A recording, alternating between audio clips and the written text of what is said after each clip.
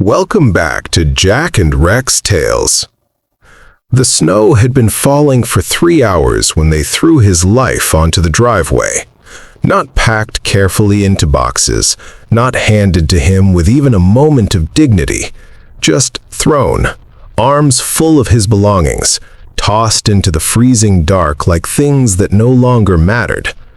A wooden lamp Hannah had kept on her nightstand skidded across the ice and cracked against the stone border of the driveway. A framed photograph landed face down in the snow. An old army duffel bag, the same one Jack had carried through 2 deployments, hit the frozen ground with a dull, heavy thud. Jack Thompson stood perfectly still. He watched it all with the same expression he had learned to wear in places far more dangerous than this: quiet, steady, unreadable. His breath rose in small clouds in the bitter Colorado air. His hands were at his sides. He did not raise his voice. He did not move toward the men carrying his things. He simply stood there, 50 years old, a retired soldier, a widower, and watched strangers discard the last pieces of the life he had built with the woman he loved. Rex stood beside him. The German shepherd did not growl. He did not bark. He simply pressed his body firmly against Jack's left leg and stayed there, warm and solid and steady, the way he always did when he sensed that Jack needed an anchor. Judith Carrington appeared in the doorway of the estate. She was a tall woman, dressed in a dark coat, her silver hair pulled back severely.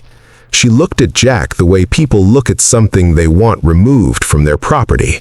Not with hatred exactly, but with the cold, dismissive certainty of someone who has never once questioned her own authority. "You have no legal standing here anymore, Jack," she said. Her voice was calm, almost pleasant. That was the cruelest part. "Hannah is gone. This house belongs to the family. It always has." Jack looked at her for a long moment. "I lived here with her for 11 years, he said quietly. "You lived here because of her," Judith replied. "That's not the same thing." She stepped back inside without another word, and the heavy front door closed with a soft, final click that somehow felt louder than a gunshot. Jack stood in the snow for a moment longer. Then he bent down, picked up the cracked lamp, and placed it carefully in the bed of his pickup truck.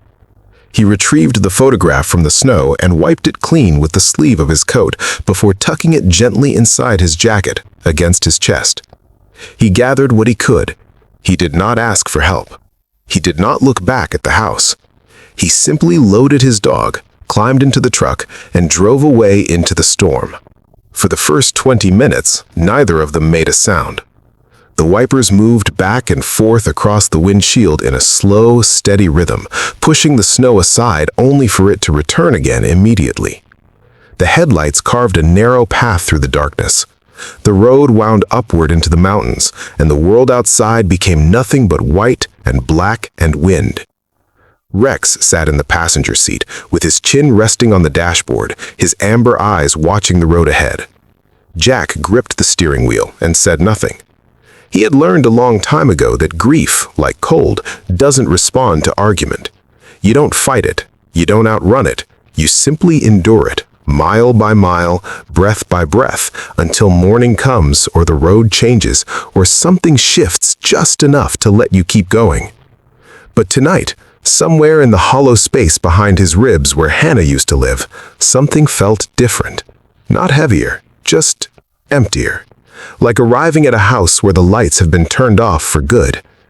He had spent 23 years in uniform. He had served in places where the temperature dropped below freezing, and the mission still moved forward before dawn. He had buried men he called brothers, and come home carrying their names like stones in his chest. He had sat beside Hannah's hospital bed for 9 months, holding her hand, telling her stories, watching her fight until she couldn't anymore. He had survived all of it.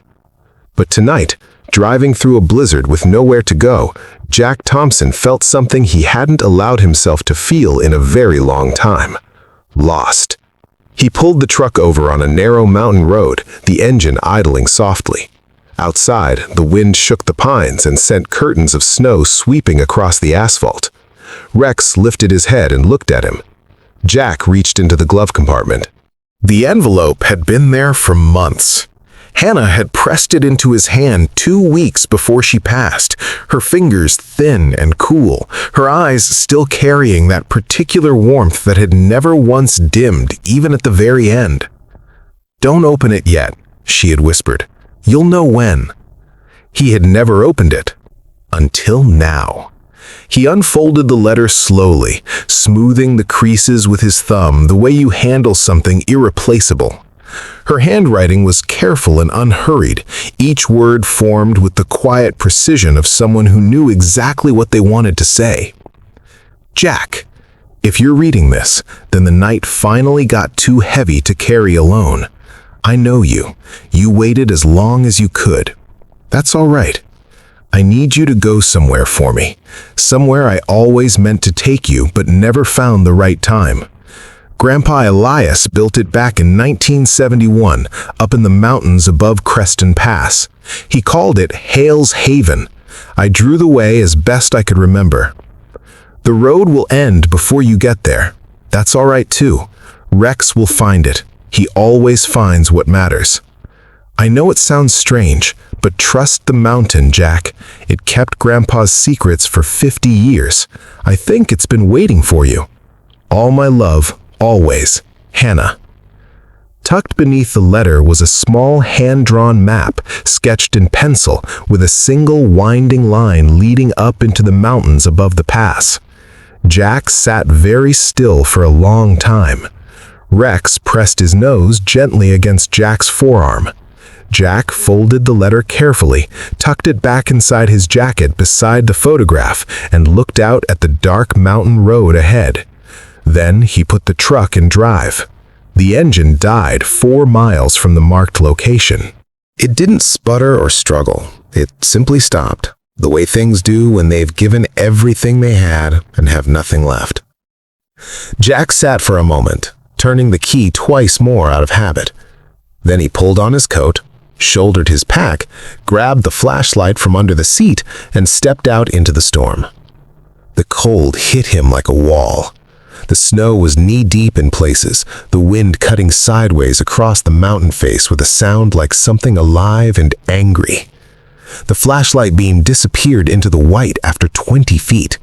The trees around him groaned under the weight of the ice.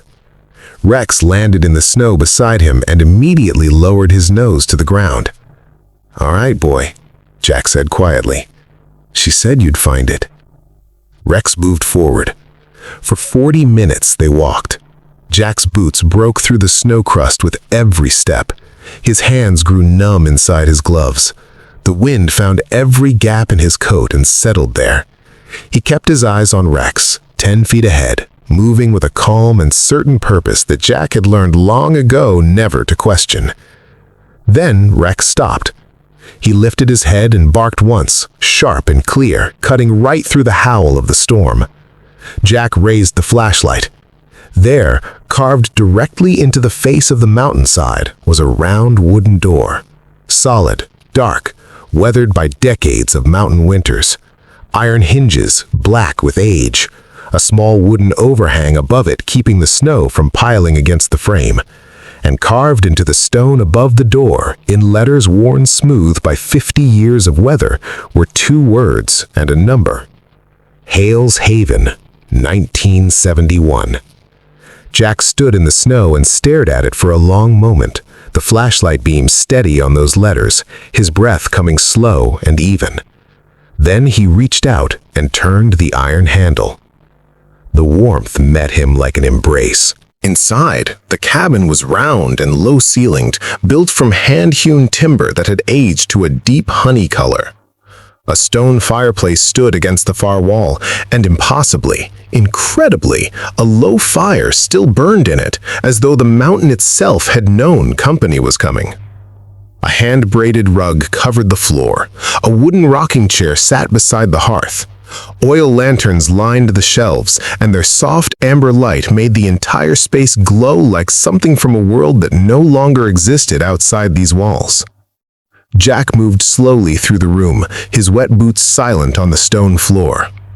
On one shelf, between two lanterns, sat a row of framed photographs. He stopped at one.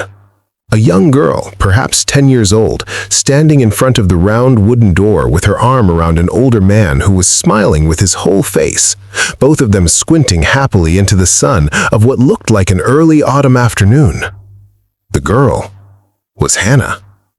Jack recognized her immediately, the tilt of her head, the particular way she smiled that always started in her eyes before it reached her mouth. She couldn't have been more than 10 years old, but she was unmistakably, completely her. He picked up the photograph carefully and held it for a long moment. "Found it, sweetheart," he said quietly. Rex sat beside the fireplace and watched him with soft, steady eyes. It was Rex who found the trap door.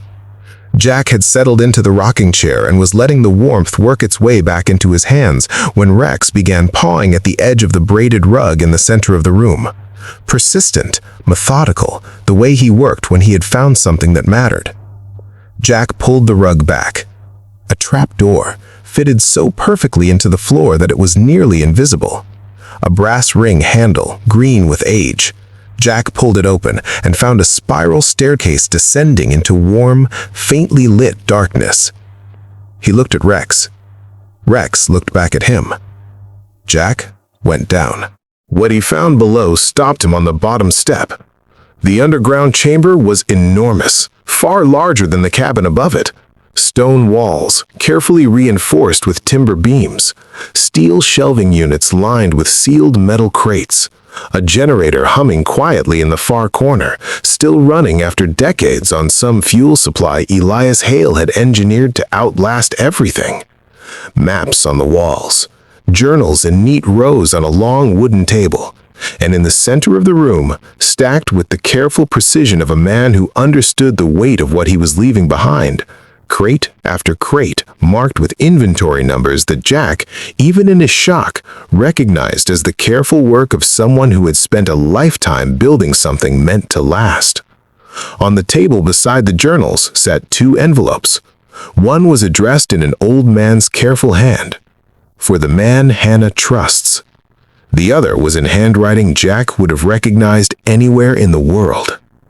He opened Hannah's letter last, the way you save the thing you're most afraid of and most desperate for at the same time. "My love, I told Grandpa Elias everything about you. Every deployment, every quiet morning you never complained about. The way you held my hand in the hospital without ever once making me feel like a burden. The way you loved me, not because I came from a family with money or a name that meant something in certain rooms, but just because I was me. Grandpa was a soldier too. He understood things about you that I couldn't even put into words. He said any man who serves his country and then comes home and chooses kindness over bitterness is a man worth trusting with everything. So he did. This place, Jack, everything in it, everything it holds, he left it to me, and I am leaving it to you. Not because of what it's worth, but because of what you'll do with it. I know you. You'll find a way to make it mean something. I'm so sorry I didn't get to grow old beside you. I'm sorry about the bills and the hard years and everything Judith will try to take from you. I'm sorry you had to read this letter at all. But if you're here, then you found your way through the storm.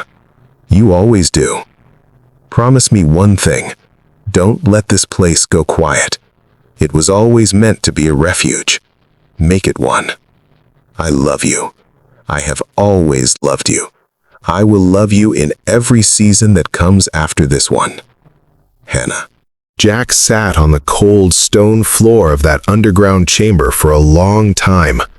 Rex climbed into his lap, all 90 pounds of him, and stayed there without moving. And Jack Thompson, a man who had endured wars and loss and grief and humiliation with his jaw set and his eyes dry, finally wept, quietly, without shame, in the warm underground room his wife had always meant to show him, with his dog pressed against his chest and her words folded in his hand. They came 2 hours later. 3 men, sent by Judith Carrington, who had apparently known about Hales Haven for years and had been waiting for the right moment to claim it. Jack heard their boots on the cabin floor above and felt the old, quiet clarity return to him, the kind that had kept him alive in places where hesitation cost everything. He moved without panic. He found the escape tunnel Elias had built into the far wall of the chamber. Of course there was one, because Elias Hale had thought of everything, and he and Rex moved through it quickly and surfaced behind a stand of pines 30 yards from the cabin door. Rex turned back. "Rex," Jack said, but the dog was already moving toward the cabin, and Jack understood immediately what he was doing. Rex placed himself between the men and the tunnel entrance, barking with a ferocity that froze all 3 of them long enough for Jack to get clear and pull out his phone. 1 bar of signal. He called Logan Price. The phone rang twice. "Jack?" Logan's voice was steady and immediate. "Talk to me." "Hales Haven, above Creston Pass. 3 men, armed. Rex is with them. I'm outside." A single pause. "Stay put," Logan said. "I'm coming." Rex was injured when Logan arrived 20 minutes later with 2 deputies, a gash along his shoulder from one of the men catching him with a boot. Jack held him in the snow, his hand pressed firmly against the wound, talking to him in a low, steady voice the whole time. "You're all right, Rex. You're all right. I've got you." And Rex, bleeding and cold, wagged his tail. The courthouse hearing took place 6 weeks later on a gray February morning. Judith Carrington arrived with 2 attorneys and the absolute conviction of someone who had never once lost anything they truly wanted. Elias Hale's will was entered into evidence. Hannah's legal documents were presented. The deed to Hales Haven, the underground complex, and the estate holdings Elias had spent a lifetime quietly building. Everything properly documented, properly witnessed, properly transferred first to Hannah and through her final testament to Jack Thompson. The judge reviewed the documents for a long time before he looked up. "The estate passes in its entirety to Mr. Thompson," he said. "This matter is concluded." Judith sat very still for a moment. Then she stood, gathered her coat, and walked out of the courtroom without a single word. Jack watched her go. He felt no satisfaction, no triumph, just a quiet, tired sense that the world had, for once, settled back into the shape it was supposed to hold. Spring came slowly to the mountains above Creston Pass, the way it always does at elevation. Reluctantly, tenderly, one warm afternoon at a time until one morning the snow is simply gone and the air smells like pine and cold water and something beginning. Jack spent those weeks working. Veteran friends drove up from 3 counties away to help him restore the cabin. They replaced timbers, rebuilt the fireplace hearth, cleared the road, and installed a proper foundation for the sign Jack had carved himself from a piece of Douglas fir he'd found in the underground chamber. Hales Haven Retreat, for veterans and their dogs. On the first morning the retreat opened, Jack stood at the top of the path and watched 2 men walk up through the tree line with their dogs moving beside them, one a black Labrador, one a lean border collie mix. Both men walked the way veterans walk, with a particular kind of quietness that comes from having carried things the world never fully sees. Rex stood beside Jack, his shoulder heeled, his ears forward. Jack knelt down beside him and scratched behind his ears slowly. "She'd have loved this," he said quietly. Rex pressed his head against Jack's hand, and Jack Thompson looked up at the mountains his wife had always meant to show him, at the cabin her grandfather had built for exactly this purpose, at the 2 men walking toward a place where no soldier would ever again have to face the storm alone. And for the first time in a very long time, he smiled.